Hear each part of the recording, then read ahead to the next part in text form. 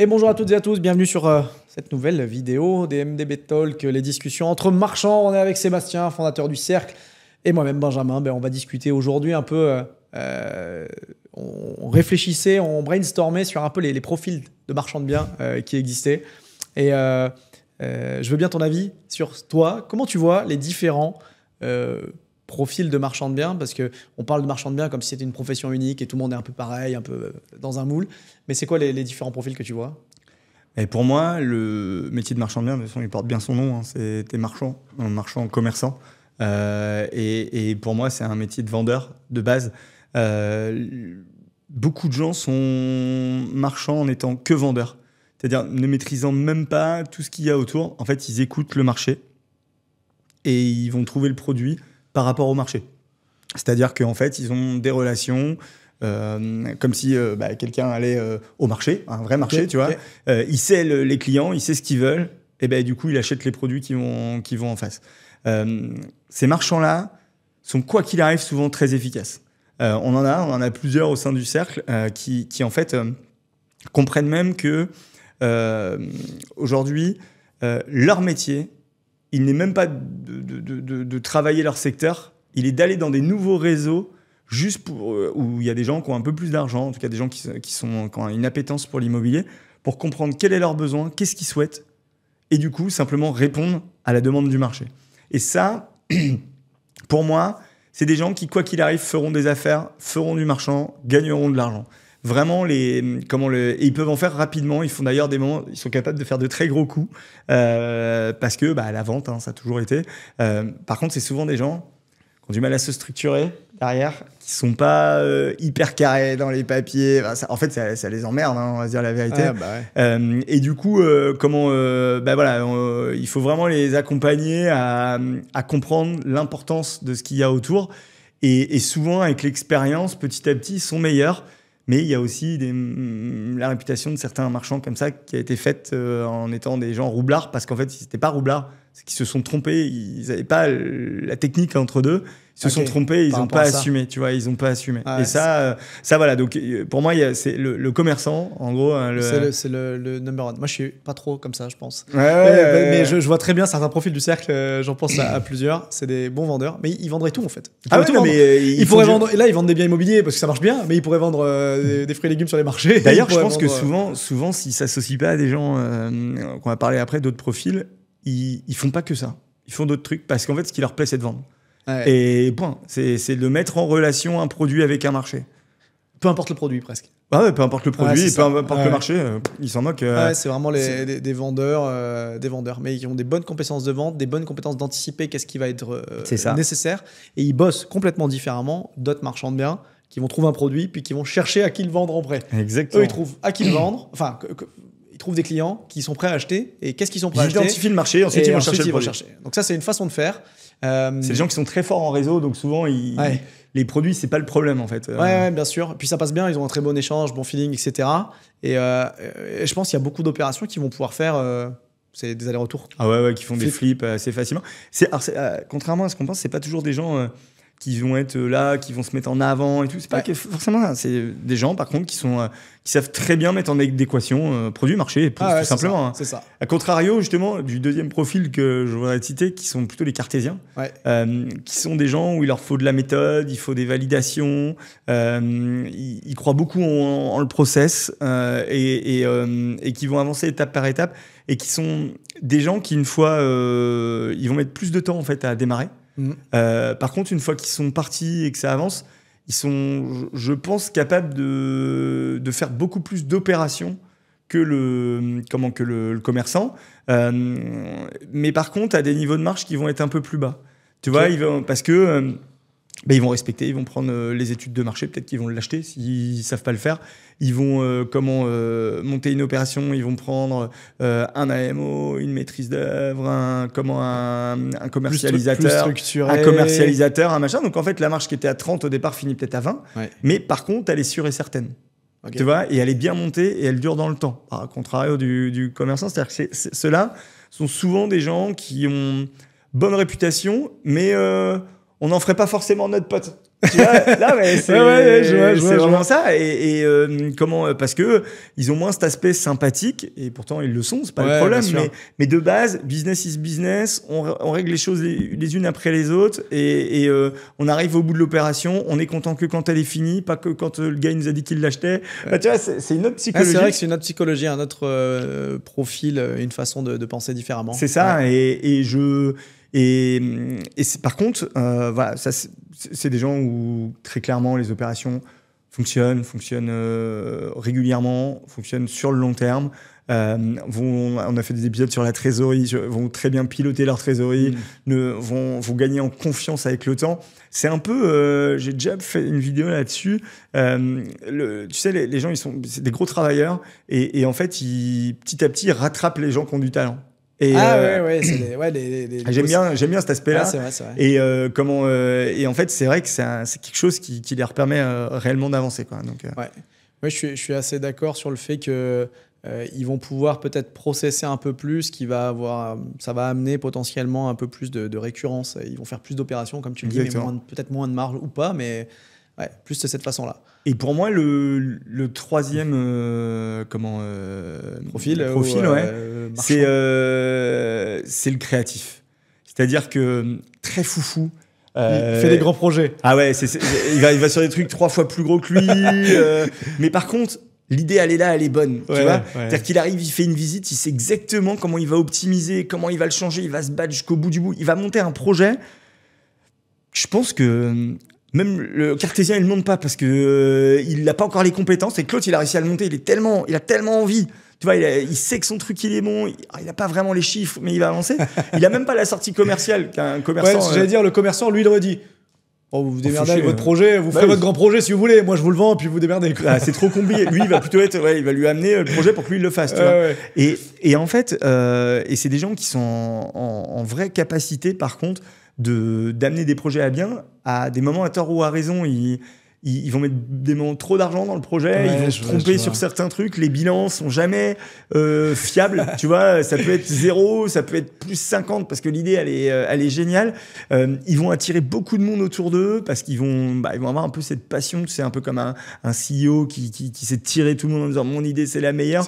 Voilà. Et ça en fait c'est très très fort, et c'est souvent quelque chose qui manque aux cartésiens, qui manque pas forcément aux commerçants, mais le commerçant ne veut pas s'emmerder à des moments avec ça, tu vois.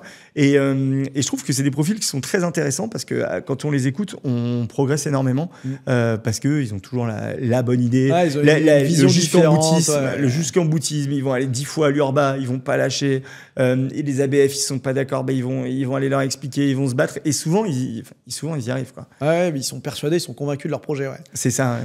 Et c'est marrant parce que c'est des 3 profils c'est vrai que je suis d'accord, on identifie assez bien dans les marchands, en se disant que, encore une fois, tout n'est pas l'un ou l'autre ou le troisième, enfin l'un des 3 profils, mais c'est souvent un mix un peu de ces 3-là. Mais c'est vrai que le marchand de biens idéal, ou l'équipe de marchand de biens idéal, la boîte de marchand de biens idéal, c'est les 3 en fait. C'est le gars qui est capable de sourcer et de revendre très vite, le gars qui est capable d'être carré sur ses chiffres, sa trésor, son projet, les interlocuteurs avec qui il a, et qui est capable de créer de la valeur par sa créativité, par son projet, par la vision qu'il amène, quoi. Mais en fait, je pense que la force d'un entrepreneur, c'est de savoir où est-ce qu'il est bon et de mettre les moyens, que ce soit en association, comme en recrutement, là où il l'est pas, en fait. Et d'accepter les gens comme ils sont.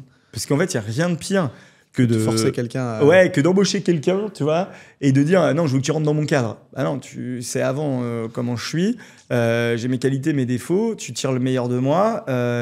Oui, ok, tu prends la décision, mais si je suis là, c'est que tu crois en ma façon de faire. Je suis un créatif, laisse-moi créer, parce que sinon, en fait, je vais m'en aller. De toute façon, même un associé, en fait, sinon les gens vont se fâcher. Moi, j'ai eu des associés qui, pour eux, mettre ça sur leur façade ou sur leur truc était tellement important qu'il fallait que je les laisse. Ouais, je comprends. Parce que même ça coûte 10, 15, 20 000 à l'opération, ça n'a aucun intérêt financier. Mais si tu fais pas ça, il va être frustré, il va te reparler que de ça pendant toute l'opération. Et même si l'opération, elle lâche 10 millions d'euros, il s'en fout. T'as pas mis le truc qui lui tenait à cœur. Il va passer à chaque fois devant et c'est loupé. L'opération, elle est loupée, tu vois. Et à l'inverse, un cartésien qui veut tout processer, si des moments t'es un peu brouillon, que tu dis non, mais c'est bon, on a la vente, t'inquiète, ça, on s'en fout, on le fera plus tard, bah, il va être frustré pendant toute l'opération. Il va pas avoir passé ces étapes, tu vois. Donc il faut vraiment comprendre où est-ce que tu te trouves.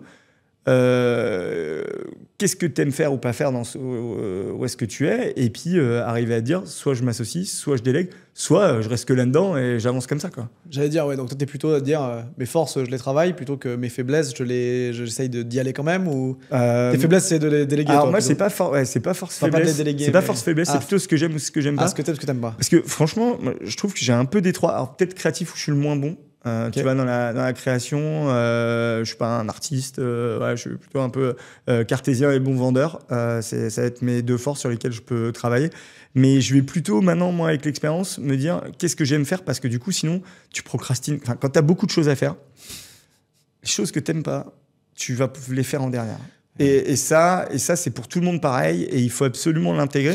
Donc voilà, moi je me dis plutôt, j'intègre dans mon schéma, dans mon organisation, ce que j'aime, ben, je le garde pour moi, ou en tout cas j'essaye jusqu'à une taille que tu laisses tout. Tu peux assumer, et je délègue plutôt la partie que je maîtrise moins bien, typiquement la création. Moi, aller regarder un plan 20 fois, s'il va comment correspondre aux acquéreurs. Franchement, ça me fait chier. Tu prends un archi d'intérieur, tu prends un l'archi il regarde, c'est son métier.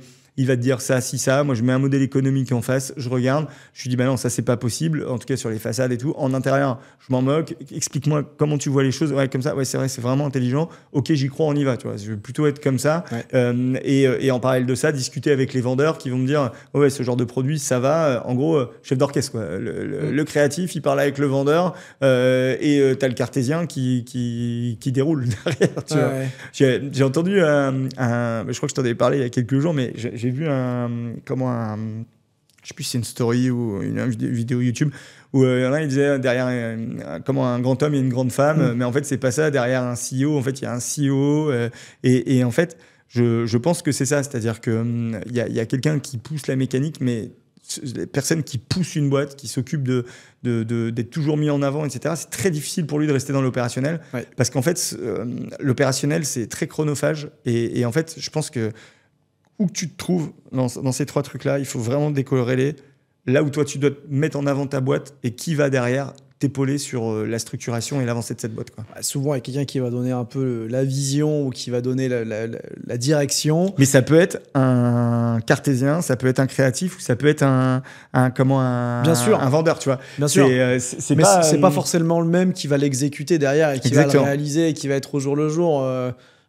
J'avais aussi entendu plein de fois ça, puis je l'ai vécu. Enfin, quand tu es trop pris par l'opérationnel, tu vois plus l'essentiel, tu vois plus, t'as plus le recul nécessaire.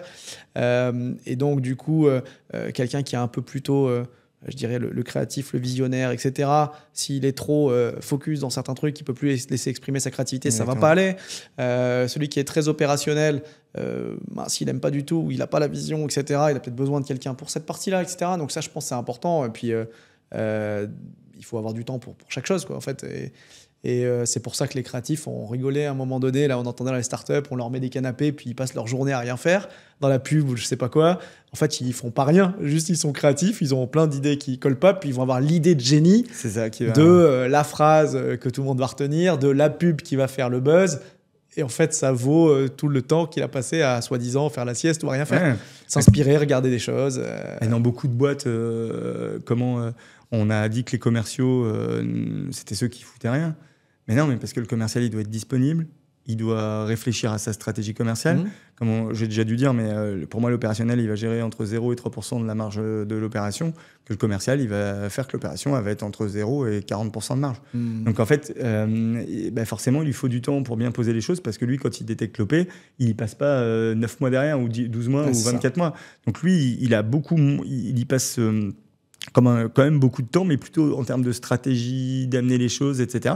Et ça peut être, encore une fois, un créatif, un cartésien ou bien sûr. Ou un vendeur. Ouais, il peut avoir différentes façons de faire pas le problème. Cette tâche-là. Et du coup, voilà, pour moi, il y a ces différents profils. Dans une boîte, il y a ces différents profils. Il faut que tu vois toi, où est-ce que tu te trouves. Et je pense qu'il y a des stades où, à un moment, quoi qu'il arrive, il faut que dans ta boîte derrière, au poste important, tu saches mettre les bonnes personnes. Ouais. Tu vois, chez Disney, à ce qui paraît, c'est la direction artistique est au-dessus de toutes les directions. C'est-à-dire qu'elle a tout pouvoir chez Disney. Ah oui, d'accord. C'est-à-dire que moi, c'était par un pote à moi qui faisait de la maîtrise d'œuvre chez Disney à Disneyland Paris. Paris ouais. Et il disait, en fait, ils avaient beau tout faire depuis à 6 mois de la livraison d'un truc, si la direction artistique vient et dit ça va pas, on reprend tout.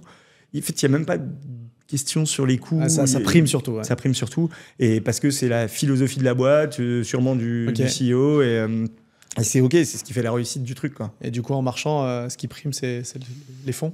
Non. Franchement, en marchant, encore une fois, je pense que ce qui prime, c'est quand même de savoir vendre. Parce qu'un créatif va être plus risqué qu'un vendeur. Et un cartésien va mettre plus de temps. Voilà. Okay. Mais par contre, si je devais trouver le package génial, je pense que, peut-être parce que je suis comme ça, je suis très très créatif parce qu'il y a des gens qui font ça très très bien. Les archis, franchement, c'est leur métier, c'est des artistes. Et dans le bâtiment, en fait, c'est quelque chose qui est vraiment là. Donc je leur laisserais vraiment ce job-là parce que j'ai pas la compétence en plus. Je mixerais des bons commerçants avec des opérationnels très cartésiens pour s'assurer en fait on vend bien et vite. Ouais. Et le commerçant derrière, il délègue pour que la partie opérationnelle soit sûre et certaine, quoi. Ok. Eh ben voilà, très bien, parfait. Vidéo courte. Vidéo courte, efficace. C'était intéressant, je pense, parce qu'il y a pas mal de gens qui se disent je suis pas fait pour être marchand, peut-être. Parce que je suis pas un vendeur, parce que je vais pas être capable de gérer, parce que je suis pas assez créatif pour voir des grands projets lorsque d'autres vont voir sur élévation, construction, machin. Mais en fait, il y a des typologies qui se portent plus pour chacun de ces profils-là, des tâches où si on sait qu'on est meilleur ou moins bon, on va pouvoir choisir des prestataires qui vont nous épauler ou embaucher ou faire avec d'autres ou s'associer. Et je réfléchis en même temps, je vois des profils dans ma tête défiler de certains de nos membres ou de marchands que je connais. En fait, ils ont tous un peu des profils très très différents. On arrive plus ou moins à les catégoriser dans l'une de ces catégories-là. J'en vois certains qui sont très créatifs, d'autres qui sont très vendeurs, très cartésiens. Et toutes et tous, parce que je le dis bien, toutes et tous, parce que autant les femmes que les hommes peuvent complètement bien réussir et cartonner dans ce métier avec leur spécificité, leur façon de voir. Et souvent, quand on a l'impression ou quand on a un peu une image en tête dans l'immobilier ou dans le marchand de biens, on voit le bon vendeur peut-être... c'est pas forcément ça. C'est aussi ce cartésien qui va monter des projets ou ce créatif, etc. pour pas se l'interdire. Voilà, je pense comme ça. Ouais, je suis d'accord. Et l'association de ces deux personnes est souvent, par contre, une très grosse réussite. Ouais, c'est ça. Ça vient vraiment complémenter. Si chacun se met dans sa zone de génie, exactement. Ça va cartonner. Et ben voilà. Alors, quoi que vous soyez, un créatif, un cartésien, un très bon vendeur, vous pouvez être marchand de biens. Vous pouvez devenir marchand de biens ou vous pouvez continuer dans cette activité-là. Si vous voulez peut-être aller encore plus loin, vous pourrez peut-être trouver un profil qui sera compatible avec vous, qui vous amènera encore plus.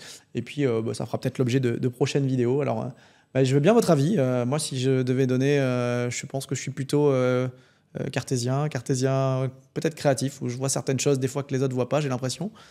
Toi, tu as dit que c'était plutôt vendeur et cartésien. Donc, vous, qu'est-ce que vous êtes? Qu'est-ce que vous faites? Qu'est-ce que vous pensez de ces catégories-là? Est-ce que vous pensez que tout le monde peut réussir? C'est des questions qu'on vous pose. On veut bien votre avis. Et puis, si vous avez d'autres thématiques de vidéos, d'autres sujets que vous voulez aborder sur l'activité de marchand de biens au sens large, on se fera un plaisir d'y répondre dans nos prochaines vidéos avec Sébastien ou avec d'autres invités, parce qu'on va avoir aussi des invités.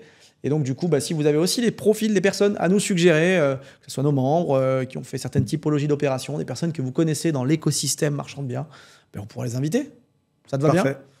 Eh bien, je vous dis à très bientôt. Sur la chaîne YouTube du Cercle, vous vous abonnez, vous likez, vous commentez, vous mettez des commentaires, vous nous dites si vous avez aimé cette vidéo et si vous avez des prochaines suggestions de vidéos, comme je vous l'ai dit. À très bientôt. Salut Seb, à tout le monde. Bye bye. Ciao. À très bientôt.